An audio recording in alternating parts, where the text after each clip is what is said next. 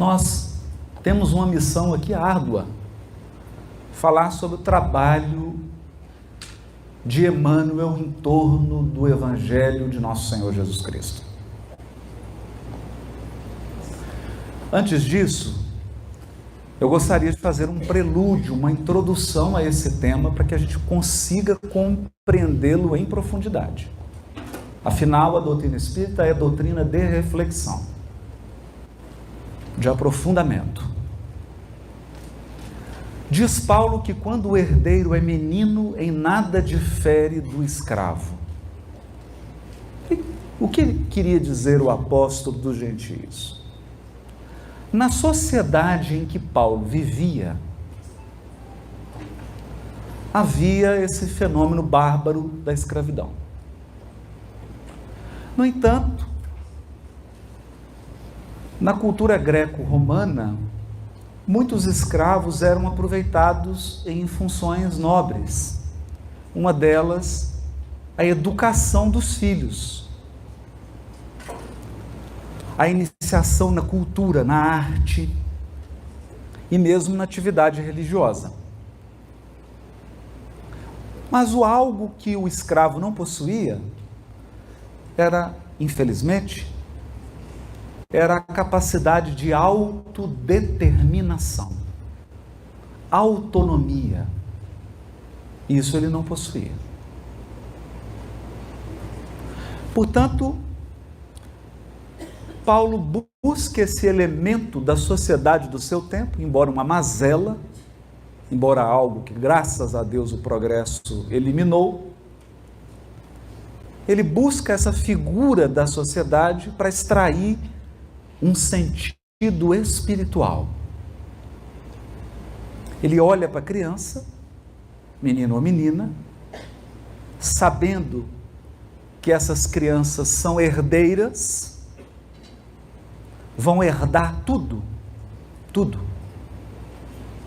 como acontece hoje.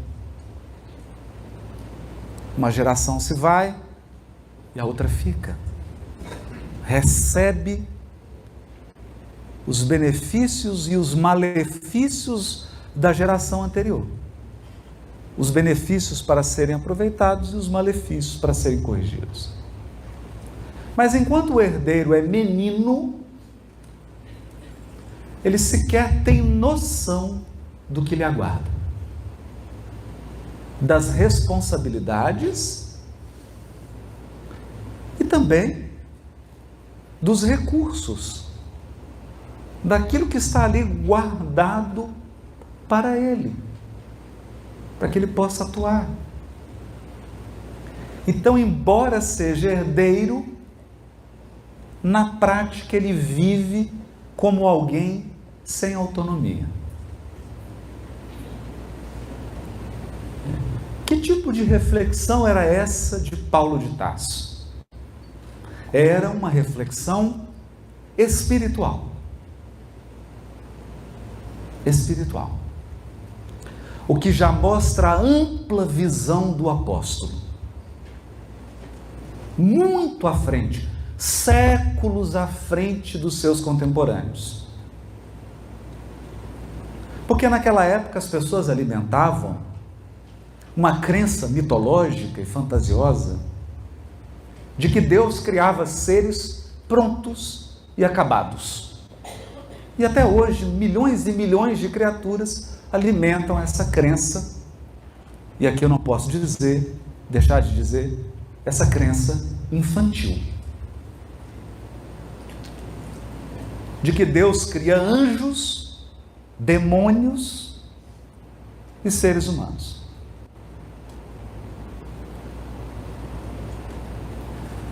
No entanto, com o ensino da espiritualidade superior, nós aprendemos que Deus cria espíritos simples e ignorantes. Ninguém é criado pronto. Ninguém. O que simplifica bastante as coisas. Porque nós não temos necessidade de explicar diabo, demônio, anjo. E essas outras figuras mitológicas. Mas uma coisa, então, precisa ser destacada. A evolução espiritual é um processo lento e gradativo. Lento e gradativo. Portanto, sabendo que o progresso moral não é simultâneo ao progresso intelectual, como nos ensinam também os espíritos, o progresso moral segue o progresso intelectual, mas nem sempre imediatamente, e é o caso agora, não é mesmo? Em que nós possuímos uma tecnologia que é tecnologia de mundo de regeneração. Mas nos comportamos e vivemos como seres de um mundo primitivo. Então, moralmente, nós somos primitivos. E intelectualmente, muito avançados. Com isso, o que queremos dizer? Que há uma infância nas questões espirituais. Nós passamos por uma infância no que diz respeito a questões espirituais. E não se engane. Como a regra do mundo físico é da diversidade, há encarnados no orbe espíritos já maduros espiritualmente, ao lado de outros, crianças, espiritualmente falando. Portanto, é preciso dosar pedagogicamente o ensino. Um professor não conversa com uma criança que está no primário, no ensino fundamental, como ele conversa com um aluno da universidade. A linguagem é diferente, a abordagem é diferente, o tratamento é diferente, a pedagogia é completamente diferente. Você não pede para uma criança de 7 anos de idade, fala, olha, você vai para casa então, faz uma monografia, mês que vem entrega. Nas questões espirituais, também. Portanto, e onde nós queremos chegar com isso? Nós queremos chegar no Evangelho. Então, toda essa introdução que eu estou fazendo é para chegar no Evangelho. Quando Jesus veio ao orbe, ele inaugurou um novo tempo para a história humana.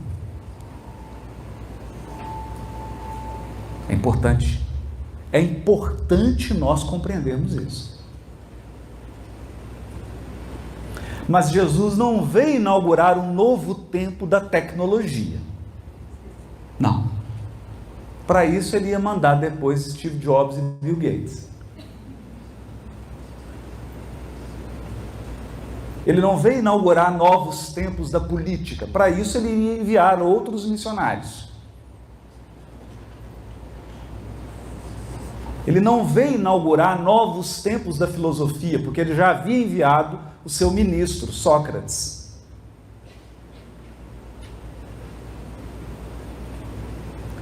Jesus vem ao orbe inaugurar uma nova era da espiritualidade e da religiosidade dos espíritos imortais.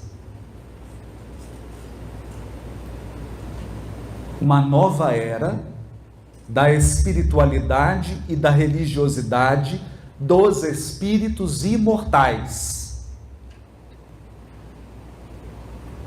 Gostaria de frisar espíritos imortais, porque quando os saduceus o procuraram, ele disse assim, sobre a sobrevivência da alma após a morte, ele ponderou aos saduceus, não está escrito Deus de Abraão, Isaque e Jacó? Ora, Deus não é Deus de mortos, mas de vivos. Deus é Deus de vivos. Então o Evangelho é para aqueles que vão viver para sempre, ou seja, todos nós. O Evangelho não é uma mensagem para corpos. Não é uma mensagem destinada a instrumentos. Porque os instrumentos, vocês estão vendo aqui, eu já estou dando exemplo. Os instrumentos se desgastam e se transformam. O Espírito permanece para sempre com as suas conquistas imortais.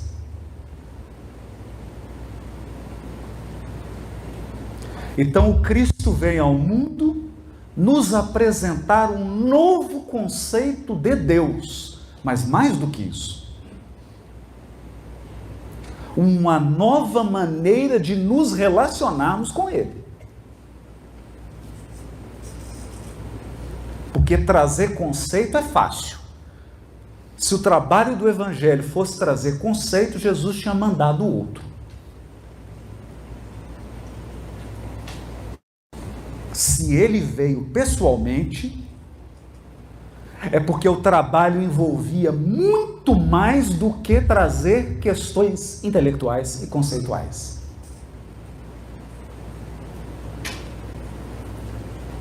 O Evangelho veio inaugurar uma nova era na relação da criatura com o Criador. E vinha ele em pessoa mostrar. Porque, como diz o Faustão, quem sabe faz ao vivo. Não é? Quem sabe faz ao vivo. Então ele veio mostrar na vida, na prática, como construir, como estabelecer, como construir e como preservar a nossa relação com Deus.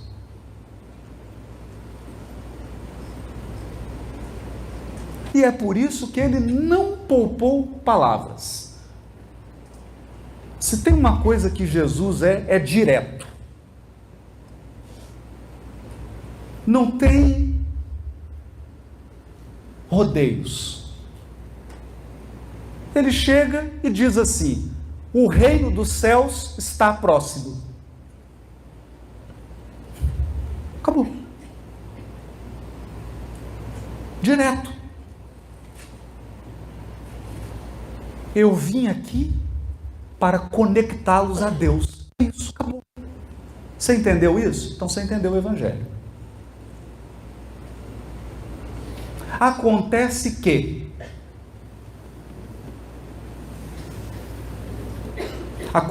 que o Evangelho trazido por Jesus é um programa de crescimento espiritual. Um programa. Ou eu diria, é uma escola. E eu não preciso repetir aqui. Você entra na escola para pegar o diploma? Você entra na escola para cumprir um percurso. O diploma é a última coisa. Ninguém começa a construir uma casa pelo telhado. Prova disso é o prédio aqui em Palmas que está lá, né? Perto da lagoa. Parado. Por quê? Porque não calcularam o alicerce. Fizeram um projeto de um prédio, mas não calcularam o alicerce. Então, quando nós ingressamos em um programa, nós ingressamos no início, não no fim. Não no fim. E é por isso que Jesus advertiu: não queira o discípulo ser maior que o mestre.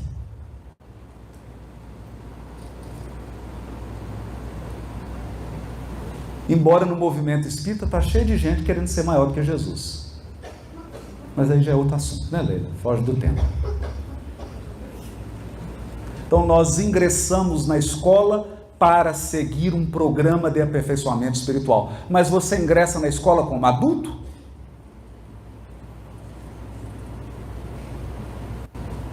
Você ingressa no ensino fundamental adulto? Não.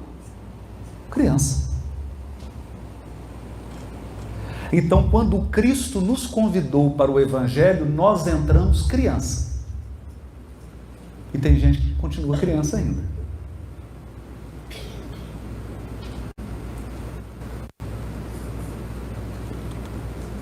Nós ingressamos crianças espirituais. E como crianças espirituais, recebemos um tratamento dado à criança. Tem alguma coisa de errado nisso? Claro que não. Claro que não está errado. As mamães e os papais aí estão com criança de 6, 7 aninhos, está levando para a escola, você quer o quê? Seu filho será tratado como criança, não é não? Está tudo certo. Está tudo certo. O que não está certo é a criança entrar na escola e ela crescer e continuar sendo tratada como criança. Porque nós precisamos avançar no programa espiritual. Então, nosso primeiro contato com o Evangelho é contato de criança.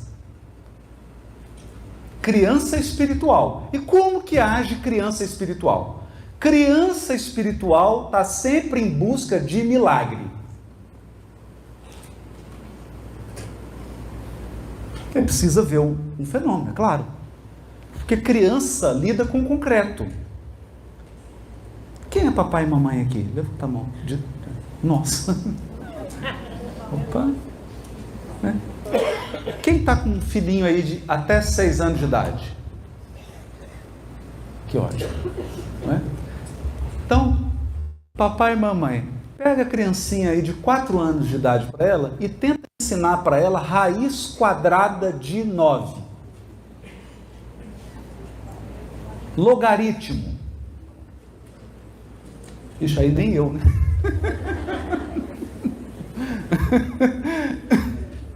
Perceberam?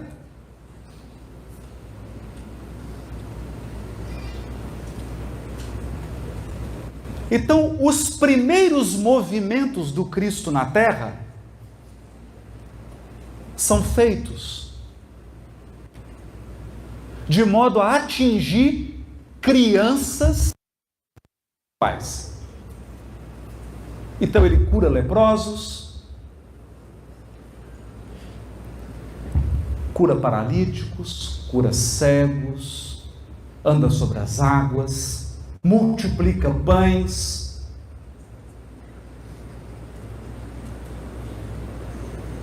Ele age de modo a que tenhamos um material para criança.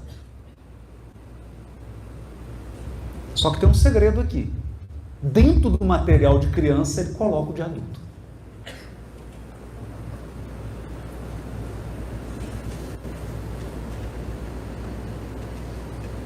Então, dentro daquele símbolo, ele deixou guardado elementos que somente quando nós atingíssemos a maturidade espiritual, a maioridade, nós teríamos condições de acessar. Tem alguma coisa de errado nisso? Não. Está tudo certo. É por isso que ao longo dos séculos, nós tratamos o Evangelho de Jesus como crianças. e desenvolvemos aspectos fundamentais, o alicerce. E eu não quero jamais chegar nesse momento aqui e desmerecer esses elementos.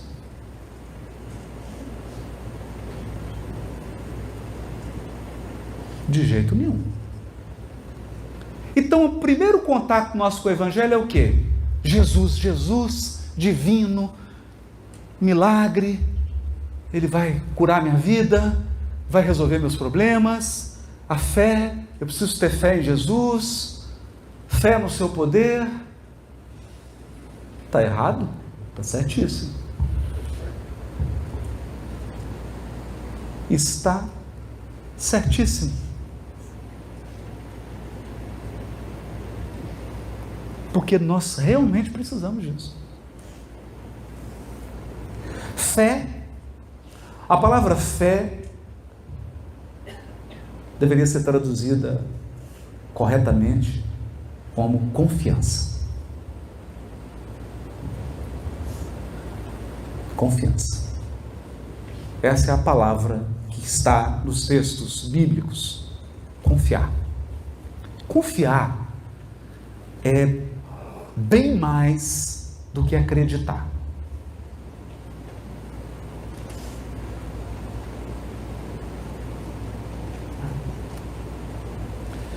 Porque para eu desenvolver confiança, eu preciso me relacionar e eu preciso criar intimidade. Então, o que eu estou querendo dizer? Para você adquirir confiança em Deus, você precisa criar intimidade com Ele. Intimidade com Deus.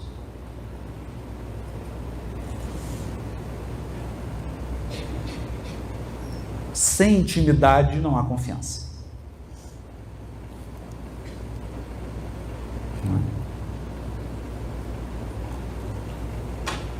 Então, esses aspectos foram desenvolvidos. Respeito a Jesus, reverência a Jesus, reverência a Deus, confiança em Deus, confiança em Jesus como nosso governador espiritual, o modelo e guia das nossas almas. Tudo isso era alicerce, tudo isso constituiu elemento fundamental para a nossa educação espiritual. Mas chega uma hora que nós temos de dizer com Paulo: quando eu era menino, comia como menino, vestia como menino. Menino no sentido de criança, né? Comia como criança, vestia como criança, me comportava como criança, mas aí veio a maioridade, a maturidade, e eu deixei as coisas de criança.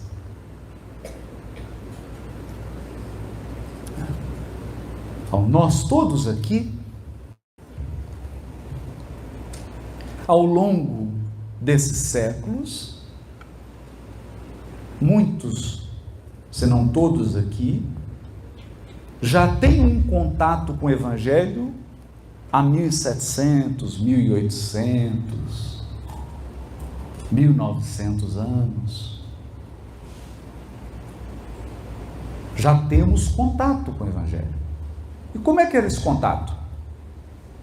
Você ia para a igreja, para o templo, não importa qual, ouvia uma leitura de uma passagem do Evangelho,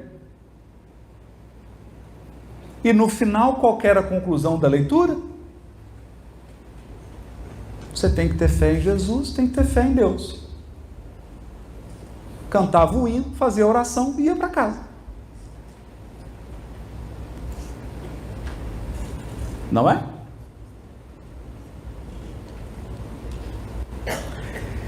E aí, se você se perguntasse assim: mas como que eu devo me comportar na minha família? Comportar na sua família? Você tem que ter fé em Jesus, fé em Deus, acreditar que Jesus é o Senhor louvar e agradecer a Jesus e vai para casa. Mas e como que eu devo me comportar no meu relacionamento afetivo? Você tem que ter fé em Deus, ter fé em Jesus, confessar que Jesus é o Senhor e vai para casa. E como que eu devo me comportar no trabalho, na atividade profissional? Tem que ter fé em Deus, ter fé em Jesus, confessar Jesus como Senhor e vai para casa.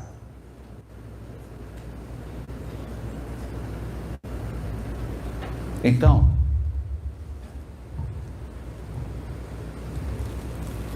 passou o tempo da infância espiritual. O próprio Cristo veio indicar onde, na sua mensagem, estava guardado o conteúdo para espíritos adultos. Então, depois de 1857, com o Livro dos Espíritos e com o trabalho de Kardec em O Evangelho segundo o Espiritismo, mudou nossa relação com o Evangelho.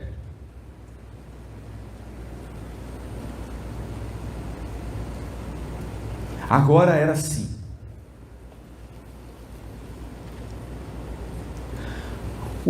Como eu devo tratar a pessoa que me ofendeu, que me causou um prejuízo, que me feriu? Como eu devo lidar com a riqueza material? O que é orar? Como eu devo orar?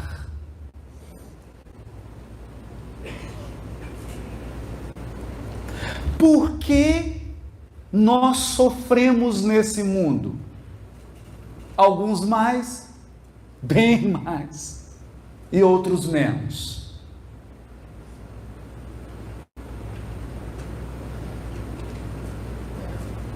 E naquele conjunto de capítulos, inaugurou-se uma nova era de contato com o Evangelho. Mudou o Evangelho? Essa é a pergunta que a maioria faz quando eu encontro amigos que são protestantes ou católicos. Eles me perguntam sempre assim, né? O Evangelho segundo o Espiritismo, o Kardec escreveu um outro Evangelho?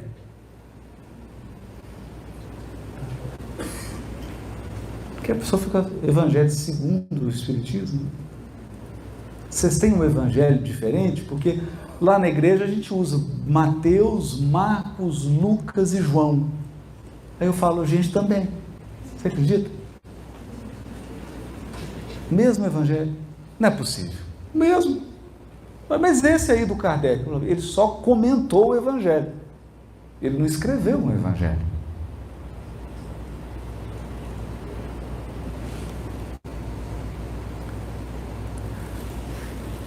Se você ler o Evangelho segundo o Espiritismo, da primeira à última página, você vai ver que Kardec nunca muda o texto do Evangelho.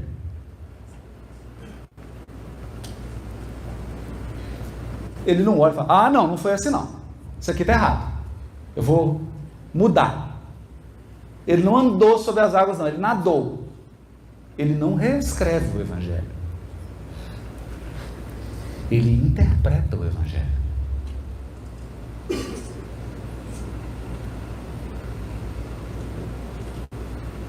Importante isso. Mas ele abriu a perspectiva moral. Então agora a nossa relação com Jesus é mais ampla. O próprio Cristo havia previsto isso? Claro. Ele disse assim, vós me chamais mestre e dizeis bem, porque eu sou.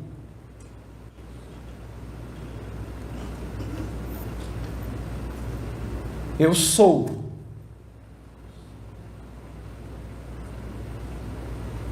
Eu sou mestre. O que ele estava querendo dizer? Eu sou o Espírito que educa o seu espírito. É isso que o Cristo queria dizer. Por quê? Porque educa quem tem mais experiência. Não é assim? Ou não? Você está com dúvida? Então, ok, você está saindo aqui de Palmas para Goiânia. Entra no avião. Fecha a porta. O avião começa a taxiar, indo em direção à pista. E aí você ouve no som do avião: boa tarde, aqui é o comandante. Eu estou um pouco nervoso, que eu fiz esse curso de aviação por correspondência, pelo YouTube, e é a primeira vez que eu piloto um avião. Mas eu estou com o iPad aqui, olhando os vídeos,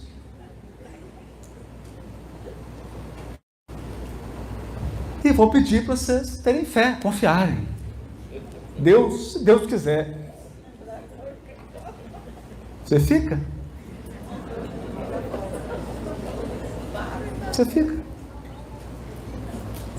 Você não fica. Eu sou o primeiro a levantar, pelo amor de Deus, abre essa porta que eu pulo, mesmo com o joelho machucado. Pulo com outra perna.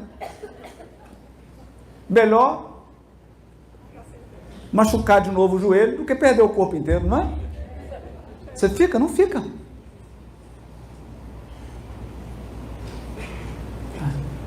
Então, para educar os espíritos que evoluem na Terra,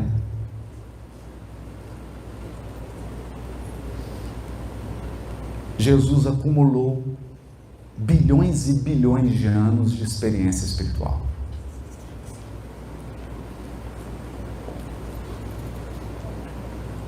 Ele é o mestre. O mestre que educa. Ora, se Jesus é um mestre que educa, não basta confiar nele. Não basta você chegar no Evangelho e dizer assim: ah, Jesus, você é o mestre. Você sabe que eu gosto tanto de você. E eu confio em você. Não basta. Não é? Porque senão você vai ficar parecendo aquele aluno da escolinha do professor Raimundo, rolando lero. Ficava só elogiando o professor, e na hora do conteúdo, cadê o conteúdo? Eu não estou dizendo que nós devamos tratar Jesus sem amor, sem reverência, sem respeito.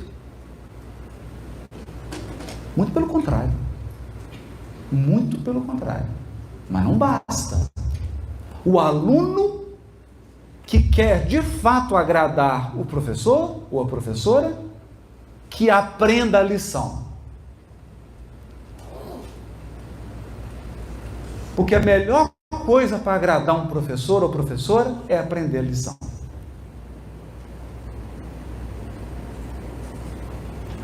Com o Evangelho segundo o Espiritismo, abriu-se, então, uma nova forma de nos relacionarmos com o Evangelho. É por isso que o Kardec, já no início, nos primeiros parágrafos, ele já diz assim, eu vou traduzir aqui, que o Kardec é muito elegante. Eu vou traduzir aqui de uma maneira mais grosseira.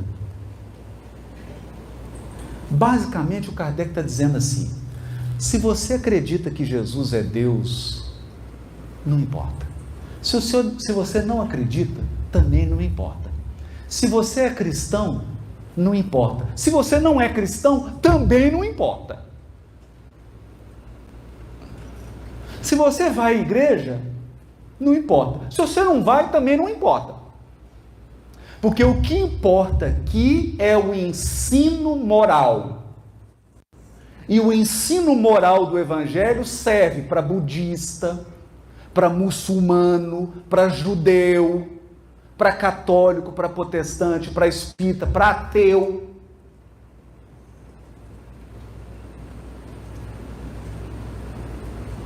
O ensino moral do Evangelho Se nós chamássemos aqui o Dalai Lama, vocês acham que eu ia ficar perdendo o meu tempo de perguntar para o Dalai Lama se ele acredita que Jesus é o governador espiritual do orbe? Agora pergunta para o Dalai Lama assim: Dalai Lama, o senhor acha que a gente tem que ser orgulhoso ou humilde? O que ele vai dizer? Humilde.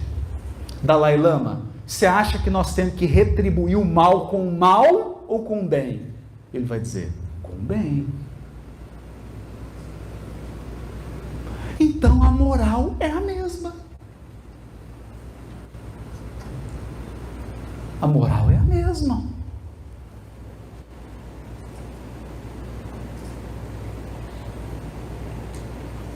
Então abriu-se uma nova perspectiva. E o que Kardec fez? Selecionou algumas passagens, alguns textos dos evangelhos. Por quê? Porque Kardec não gostava do apóstolo Paulo. É verdade isso?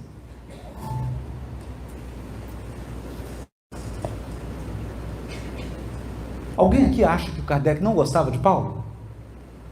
Bom, graças a Deus ninguém levantou a mão. Então eu te pergunto, por que não tem nenhuma carta de Paulo no Evangelho segundo o Espiritismo?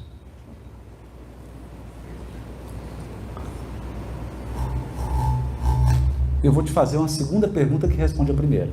Você começa a construir uma casa pelo telhado ou pelo alicerce? Como é que ele ia começar por carta de Paulo?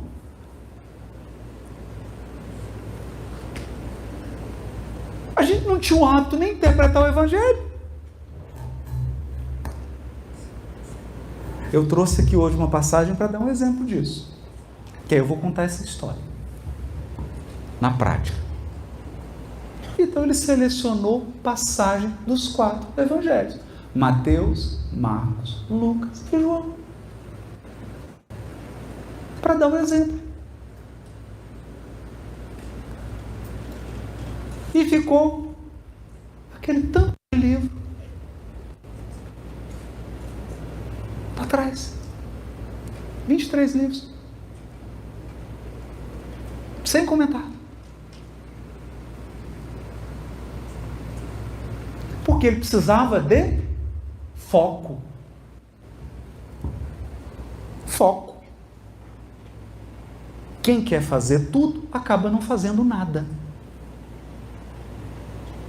Então ele trouxe os evangelhos e nos exemplificou como extrair conteúdo moral do evangelho.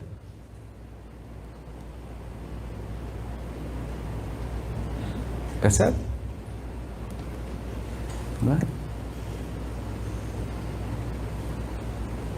Porque é diferente. Eu hoje vou comentar, vou dar um exemplo aqui sobre uma passagem e mostrar esses vários enfoques. Escolhi uma aqui: Jesus acalma a tempestade. Então eu te pergunto, vocês são aqui de Palma, você lê lá no Evangelho, Jesus acalma a tempestade, você fala que em Palma não tem tempestade?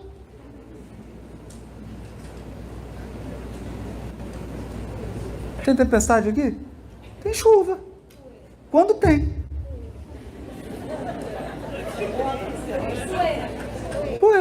Uma tempestade em Palmas, alagou. Quando isso? Tem? A ponto de Jesus precisar acalmar? Não? Não. Quando cai tempestade aqui, todo mundo sai pulando de alegria. Não precisa acalmar ninguém. Precisa conter os ânimos. Não é? Aí você olha para aqui e fala, e Jesus entra no barco e fala, não sou pescador, não ando de barco. Em Belo Horizonte não tem mar, infelizmente. Não entra em barco.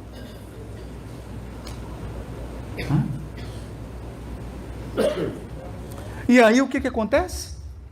As outras abordagens olham para isso e falam, não, Não, Jesus acalma a tempestade, qual que é a lição? Você tem que ter fé em Jesus.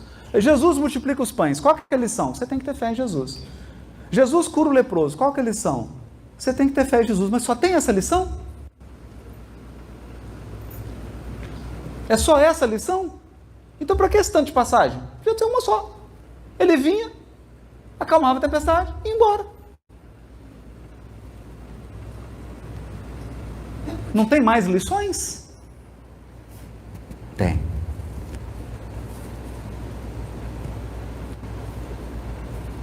Tem mais lições. Então, quem coordena o trabalho do Evangelho é Jesus.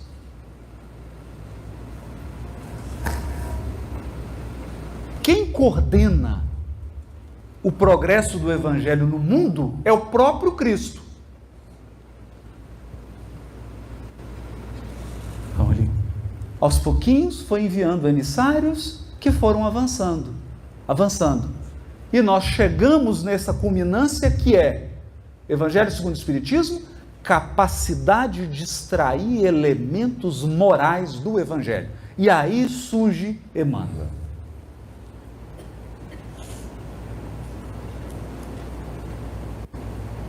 E o que faz esse espírito, que na verdade é secretário de uma pleiade de espíritos superiores, incluindo Paulo e Estevão?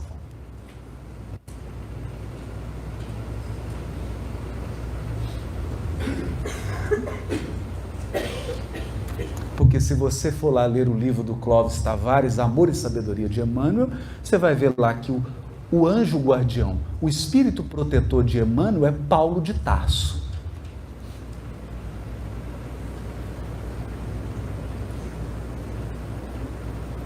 Vem Emmanuel e diz assim: agora é hora de estender o trabalho do mestre Kardec para os outros textos. Agora nós vamos comentar todos os textos. Todos. E não há nenhuma contradição entre esse trabalho desse espírito e o trabalho de Kardec. Pelo contrário. Se você tem alguma dúvida, você, por favor, compra o Livro da Esperança e o livro Religião dos Espíritos.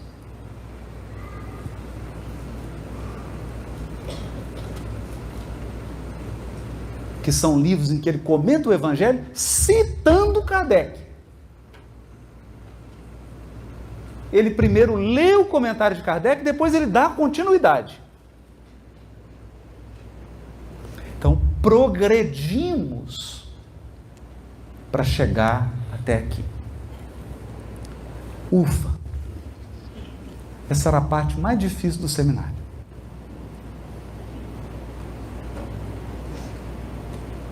Mais difícil. Sabe por quê, gente? Desde que Kardec começou a atuar, você já deve ter reencarnado umas 2 vezes. E aí a gente não percebe a sequência do trabalho espiritual. Por quê? Porque a gente vive pouco.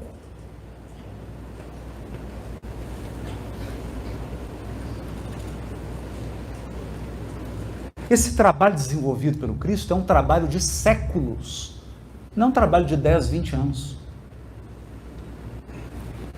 E aí a gente esquece que há uma sequência. Esquece. Então qual que é a contribuição dessa obra de Emmanuel para o Evangelho? A obra de Emmanuel para o Evangelho nos ensina que todos os elementos do Evangelho são educativos. Todos. É preciso extrair o conteúdo educativo. Todos os elementos são educativos.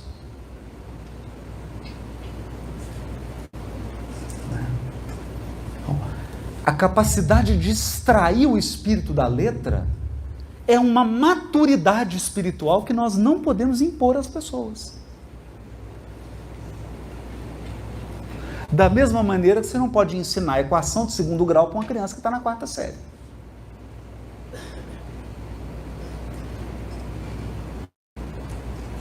Mas se você já atingiu essa maturidade, é importante que você usufrua.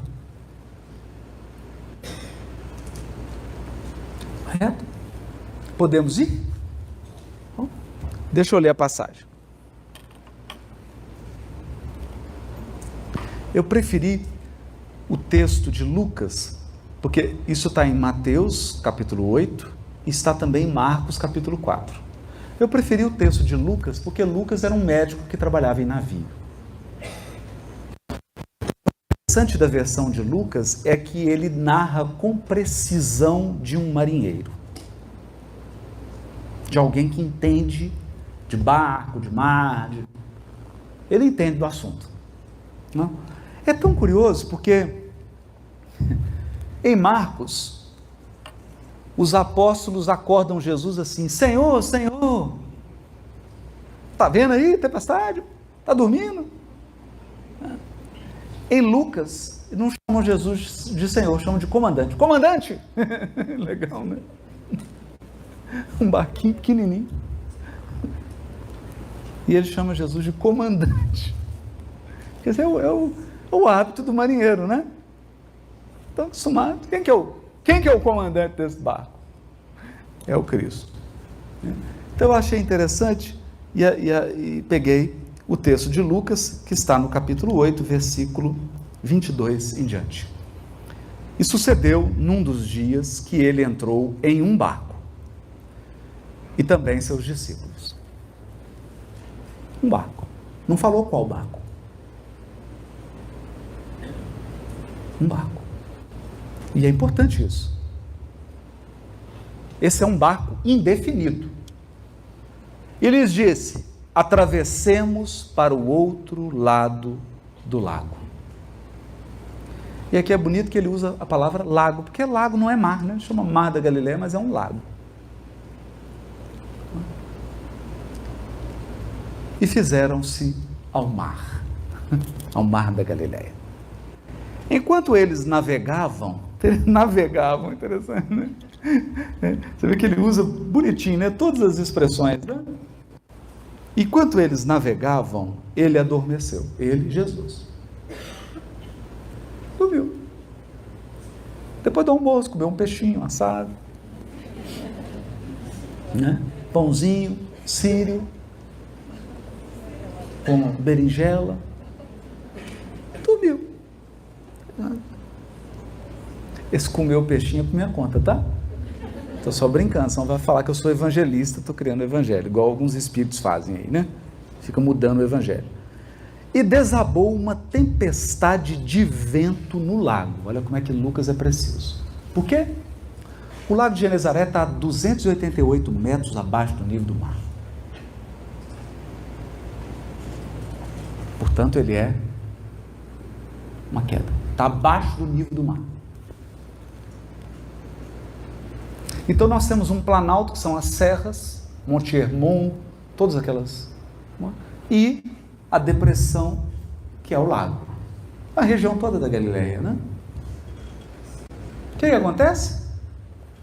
Chega de noite, na serra, esfria. Esfria. Você sabe o que é frio, gente? Não, né? Então, esfria, né? Então, na serra esfria, mas no lago, não. Porque a massa de ar quente não tem para onde ir. Como é uma depressão, ela fica ali embaixo. Aí o que acontece? Tem uma massa de ar quente com a massa de ar frio, você já sabe o que vai dar isso. Tempestade de vento. Duas massas se encontram. Então, ao entardecer, ao anoitecer, o que os pescadores fazem? O que eles fazem? Não anda de barco. Não anda de barco. Porque você tem as tempestades de vento no lago. E é interessante porque nas bordas geralmente não pegam muito, mas no meio do lago é vento assim que leva o barco para longe. É perigoso. Então Lucas descreveu direitinho. Então, desabou uma tempestade de vento no lago.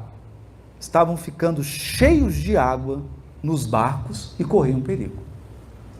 Porque agitou as ondas, começou a encher o barquinho de água. Começaram a correr perigo. Aproximando-se, o despertaram dizendo: comandante, comandante, estamos perecendo. Comandante. Desperto, Jesus repreendeu o vento e a agitação da água. Eles cessaram, o vento e a agitação da água, e houve calmaria. Disse-lhes, porém: onde está a vossa fé?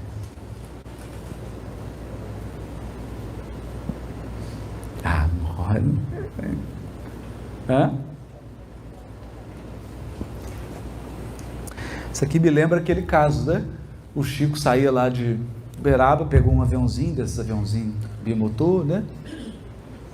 Chico Xavier, o maior médium dos tempos, recebia mensagem para as mães, está dentro do aviãozinho, o aviãozinho dá um problema, e o Chico começa a gritar dentro do aviãozinho: valei-me Nossa Senhora. Imagina você lá dentro. Qual você anda de avião com o Divaldo, de repente o Divaldo fala assim: nossa, Joana de Anjos, meu Deus. Você fala: desencarnei, é agora, chegou a minha hora, não é? E aquela gritaria, todo mundo gritando, e o avião com defeito, entra o Emmanuel, tranquilo, vem andando, chega perto do Chico: posso saber por que o senhor está gritando? O senhor não está vendo que nós vamos morrer? Então, você podia morrer com educação. Então é a mesma história. Imagina esse desespero, gente. Negócio escuro, o pescador não sai. Não sai. Eles estão fazendo algo aqui que eles não fazem. Porque Jesus determinou. O problema é que Jesus era carpinteiro, não era pescador. Então eles olharam e falaram assim: meu Deus do céu. Um deve ter comentado: tá vendo? Vai ouvir carpinteiro. Ele é bom em madeira, carpintaria, gente. Vocês são pescadores, por que vocês estão andando de noite nesse lago? Todo mundo sabe que tem tempestade. Acordaram ele, foi o senhor que mandou. Não é? Que tem que pôr a culpa em alguém, não é? Se a culpa é minha, eu ponho em quem eu quiser. Não é? Ela é minha. A culpa, põe em Jesus a culpa. O senhor mandou. O senhor não está vendo? Está entrando aqui, nós estamos. Ele cuidou tudo, resolveu, acalmou, falou assim: mas escuta, cadê a confiança? Cadê a confiança de vocês? Não é? Aí você acha que eles responderam? Não. Não responderam. Sabe por que eles não responderam?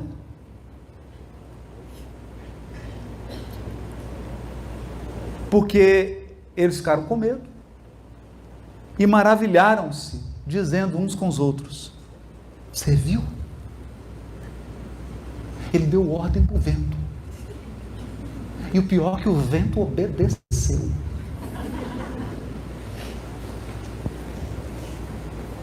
Percebeu?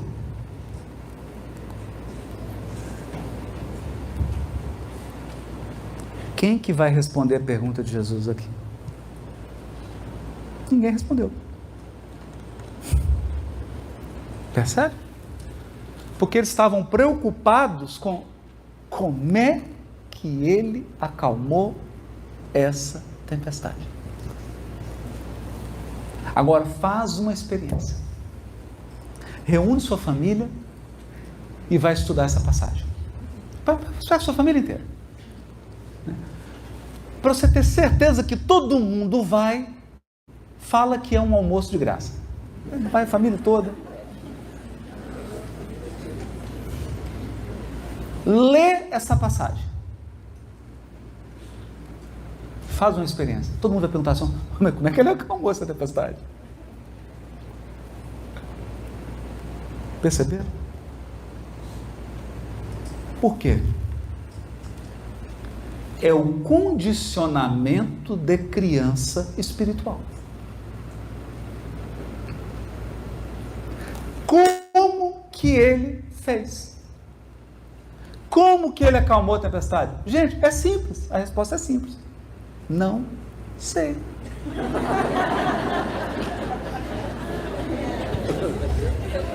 Gente, escuta. Se algum encarnado soubesse, quem sabe faz ao vivo. Você sabe? Então acalma. Vai lá e acalma. Você não sabe? Se você sabe, vai lá e faz, ué. Então nós não sabemos. Nós não sabemos. Mas escuta, eu gosto de você e eu não quero desmerecer a sua inteligência, mas quem que você acha que é mais inteligente? Você ou Jesus? Eu vou te dar um intervalo para você pensar.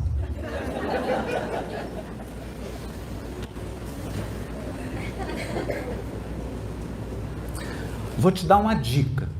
O governador espiritual do orbe é ele.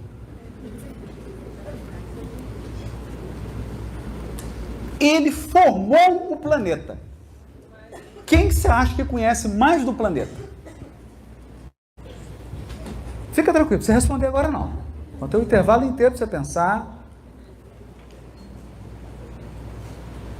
Percebe? Mas é essa a lição? É essa a lição?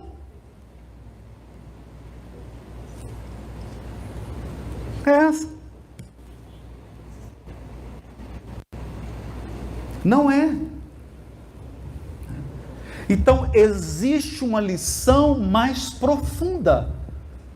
Quem abriu essa perspectiva para nós foi o Evangelho segundo o Espiritismo e a obra de Emmanuel.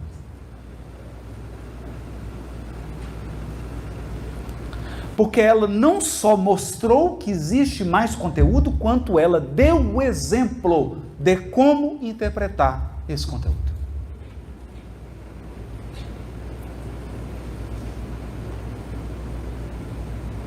Esse é o ponto. Esse é o ponto. Então, se você se aproxima do Evangelho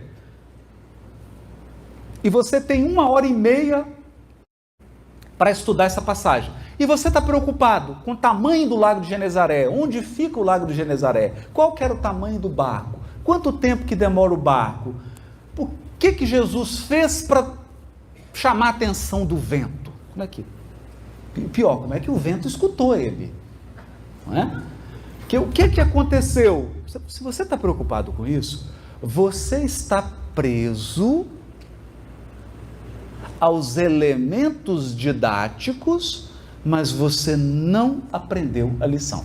Então você é aquele aluno que... professor, que fantástico esse projetor que você trouxe da China. Cabe na palma da mão. Nossa, mas que computador bonito. Professor, que programa é esse que você está utilizando para projetar? Que coisa linda. E o professor fala assim, que hora que você vai aprender a lição?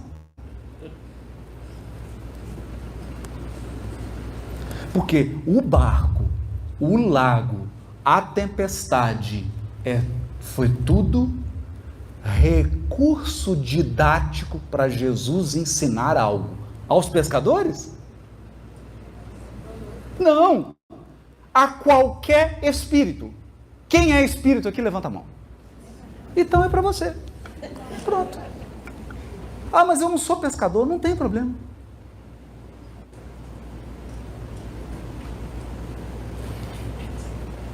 É essa a grande questão. É essa a grande questão.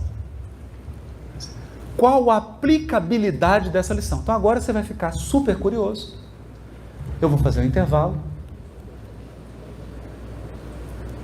E nós vamos voltar do intervalo.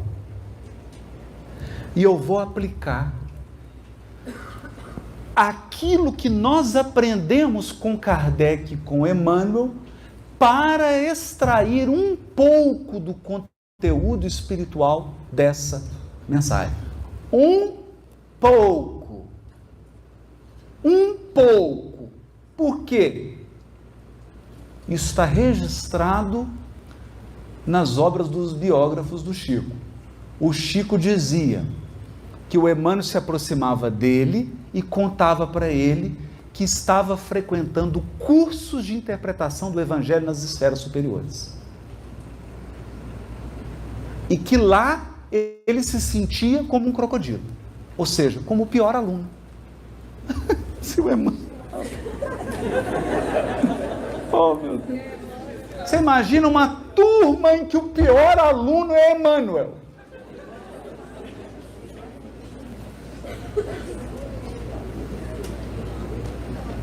Agora vem cá. Você já pensou você estudando essa passagem do Evangelho com o espírito de Lucas? Hã? O próprio Lucas dando uma palestra sobre isso aqui? Hein? Você já imaginou estudar uma carta de João com o próprio João? Estudar uma carta de Paulo com o próprio Paulo? Então há um trecho na obra publicada pela editora Vinha de Luz, em que o espírito Neio Lúcio diz, era um culto doméstico que era realizado, né? O Neio Lúcio, como nós sabemos, era o pai do Rômulo Joviano, era o senhor Joviano, né? O pai que era o chefe do Chico na Fazenda Modelo. E toda semana eles tinham o culto no lar, na casa lá, que ficava na Fazenda Modelo, que inclusive hoje está à disposição para visitação. E nesse culto o Neio Lúcio vem, então vocês pegam no livro lá, né? Deus Conosco, e outros da série, né? Dessa série da editora Vinha de Luz, e o Neio Lúcio chega e fala assim, olha, tem um babado para contar para vocês. Claro que ele não fala assim, né? Ó, tem uma notícia aí. Fiquei sabendo que o Paulo de Tarso vai dar um seminário aqui em Pedro Leopoldo. Nas esferas espirituais aqui. Mas é inscrição limitada, é só com convite.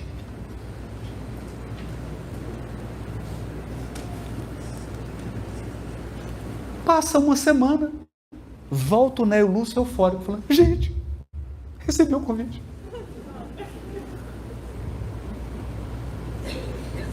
Eu vou participar de um seminário com o Paulo de Tarso.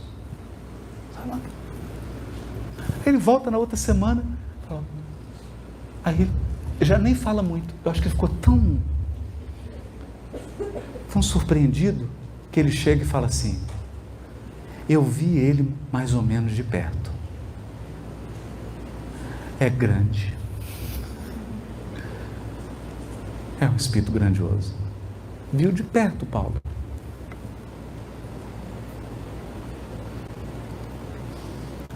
Agora, curioso é que eu fiquei tentando assim, o que o Paulo de Tarso foi fazer em Pedro Leopoldo?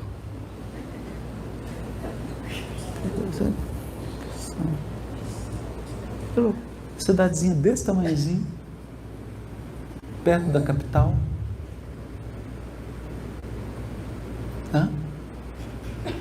Aí você começa a ligar os fatos, né? Peraí, quem estava lá? Quem estava lá em Pedro Leopoldo? É o Chico. É o Chico. Quem que é o guia espiritual do Chico? Emmanuel. Quem que é o anjo guardião, o guia espiritual do Emmanuel? É o Paulo.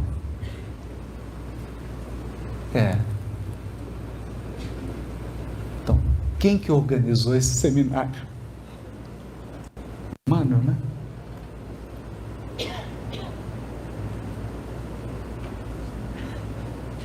Agora, o que você quer que eu te diga?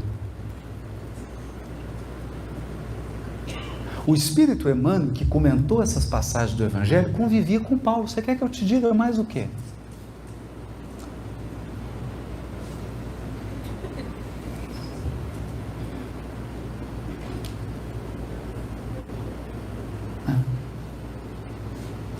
Então, nós agora precisamos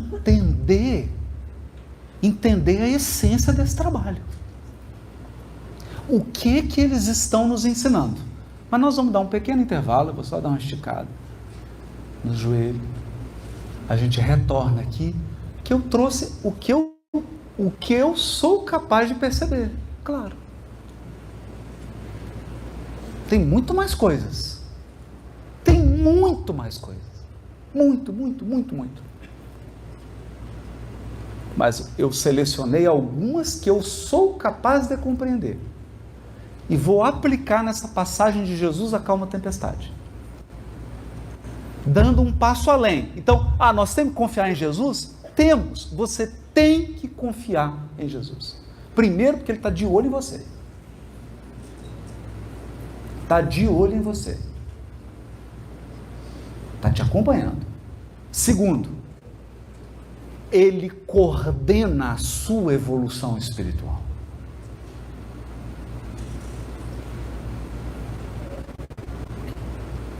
Terceiro, Ele é nosso irmão mais velho.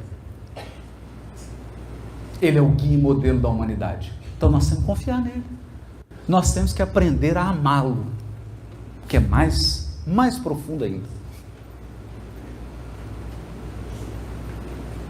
Mas além disso, como Ele é nosso mestre, Ele espera que a gente aprenda outras lições, além dessas.